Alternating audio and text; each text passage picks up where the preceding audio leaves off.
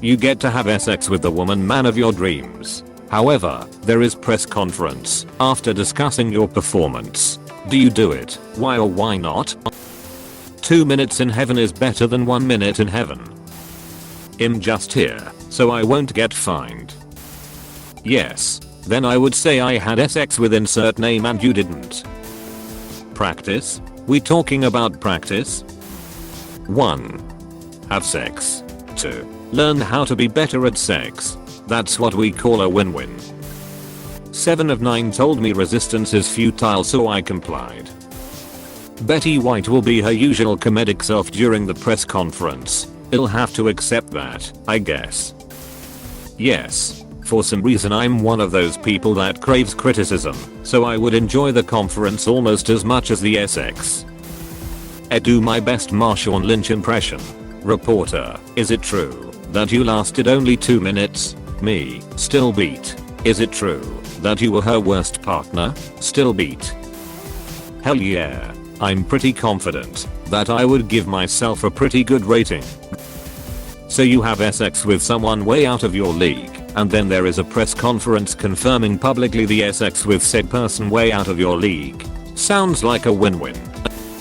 I totally would. I would beef up for it weeks prior, then even get some sponsorship. The press conference would go like a post-NASCAR interview. We lost a bit in the beginning, but we had a great sex drive, thanks to our friends at Super Ginseng and USA Cock Rings. Really beat the pants off that lady, and I even had her ask me if we could do it again sometime. No, I don't want the public to know about me and that guy's dead wife.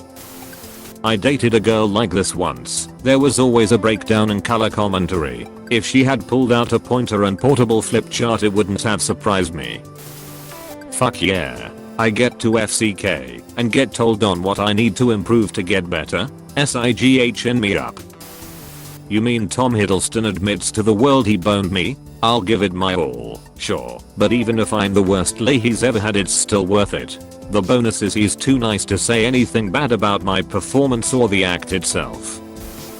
I mean, it's Taylor Swift. Even without the press conference, she'd write a song about how much I disappointed her, so what's the harm? I totally would. I doubt the press conference would be that interesting. Angelina Jolie has disappointing sex with Normie. I'm 14. I do it. The woman of my dreams would lie for me. If your woman of your dreams is a virgin, you'll be the best she's ever been with. Fuck yeah. I brag about having sex with Danny DeVito, and I'm a straight guy. It would be a short conference, so sure. That's going to be one hell of a queen's speech. So, let's assume I were gay, and the man of my dreams was Ryan Reynolds. I get to have sex with him, and then we have a press conference where he has to admit to gay sex and also rate my performance as a lover? Sounds fantastic. Hell yeah. Who wouldn't want to brag about having sex with Jessica Alba?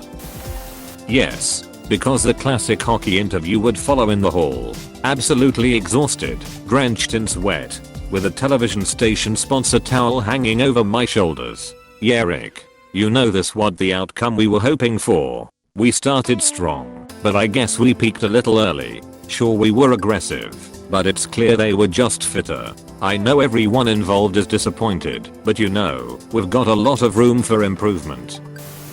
No way. It's bad enough having to apologize to the girl, let alone the whole world. Ladies and gentlemen, I apologize for my performance tonight, and I can assure you it happens to lots of men.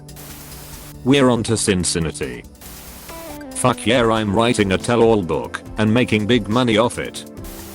No, because my performance with my wife is nobody's business. My right hand cannot talk for itself, so yeah. I came here just to upvote you your/yes comment.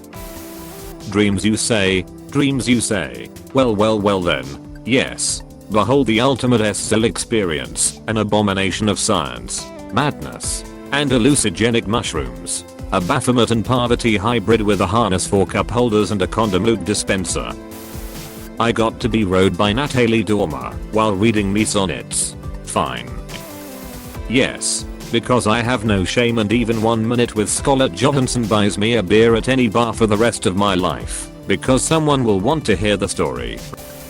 First did like a 1980s training montage leading up the event. I mean, I'm late to this party, but damn have I got a story. So, for years I've had these dreams, and when I say years I mean, since I was a teenager. There was always this girl, she was never clearly seen. Always just at the edge of my vision. I would chase her, and she would let me catch up, and run alongside of her, like two wolves in the light of a full moon. She represented freedom and the escape from the world itself. Solitude and silence, ecstasy, and joy. But as I woke she would be gone.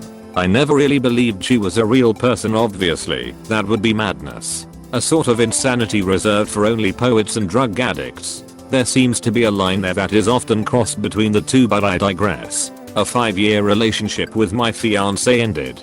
I feel we are just friends who sleep next to each other, she had texted me while working up north, having been away for 10 days at that point. I couldn't argue the point. She was a queen and I a consort at best, striving towards her goals and putting mine to the wayside.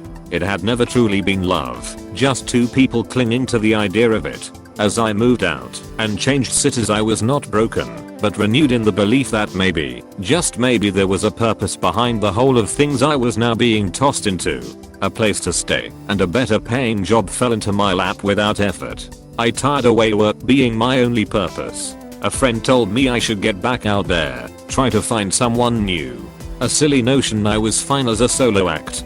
Why ever would I risk making the same mistakes again, falling for a girl who didn't share my interest and beliefs? But I installed Tinder. It was a week of waiting and looking at pictures. I swiped left on every single woman who came across my screen. None of them seemed right. A filter from Snapchat, she has a cat allergies or just not my type. Then I stumbled on a girl, sat on her couch, her dog resting his head on her knee. Not in the claiming of ownership manner most dogs would, but in a manner that suggested this woman was his world, all he cared for. Complete and utter adoration. She was the most beautiful creature I had ever seen, perfect in any way I could imagine. So I swiped right, my first. The screen shook, and it was a match. My palms remained dry, however. I didn't start with a pickup line or a joke. I spoke to her, as if I knew her, because somehow I felt as if I did. She responded in the same manner, neither of us questioning the reality we had just met, because in every manner besides what is normal, this was not our first meeting. A memory of a stranger. The first weekend we spent together, after talking for nearly a month, was camping in the winter snow, where she led me into her bed after a day filled with hiking and fires. The next night was spent at her home in her bed, and as I slept the woman of my dreams appeared. She wore white as we raced through a grand cathedral. As I felt myself begin to wake I called to her, for the first time by name. She turned and smiled, and I knew her face. I woke and looked into those same eyes, and knew I was home. Finally, after all these years, I'd found her. She lay there staring into my waking eyes. She smiled as if in on the secret. So yes, I'd gladly tell the press. I'd gladly tell the world. Edit, TLDR, met the literal girl from my dreams on Tinder.